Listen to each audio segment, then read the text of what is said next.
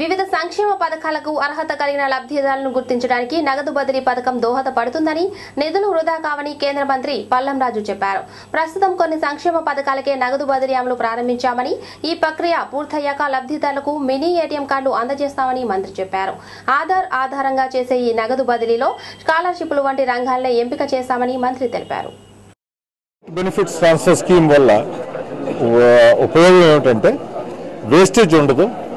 నిజంగా ఎవరైతే genuine beneficiaries ఉన్నారో వాళ్ళు ఐడెంటిఫై అయ్యి ఈ ఆధార్ ప్లాట్ఫామ్కి ఆ బెనిఫిషియరీ లిస్ట్కి మ్యాచ్ ఉంటే ఆటోమేటిక్గా క్రెడిట్ అవుతుంది.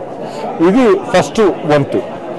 కొన్ని కేటగిరీసే సెలెక్ట్ చేశారు. ఫర్ ఎగ్జాంపుల్ స్కాలర్షిప్స్ వచ్చిన వాళ్ళు ఇలాంటివి.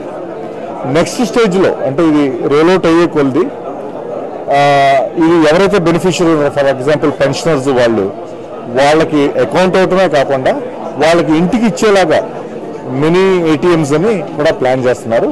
అది ఇంకా నెక్స్ట్ స్టేజ్, ఇప్పుడు కాదు. ఇప్పుడు ఈ ఆధార్ ప్లాట్ఫామ్ ద్వారా జెన్యూన్ బెనిఫిషరీస్ని ఐడెంటిఫై చేసి వాళ్ళకి డైరెక్ట్గా క్యాష్ వాళ్ళ బ్యాంక్ అకౌంట్స్ కానీ పోస్టల్ అకౌంట్స్ కానీ ట్రాన్స్ఫర్ చేయాలనే ఉద్దేశం ప్రభుత్వానికి. అది స్మాల్ బిగినింగ్ చేసాం. ఇది సక్సెస్ అయితే మన వేస్టేజ్ ఎలిమినేట్ అవుతాం. వెంటనే కూడా బెనిఫిషరీస్కి డబ్బు డైరెక్ట్గా ట్రాన్స్ఫర్ వచ్చేస్తుంది. ఆ ఉద్దేశంతో ఇది స్టార్ట్ చేయడం జరిగింది.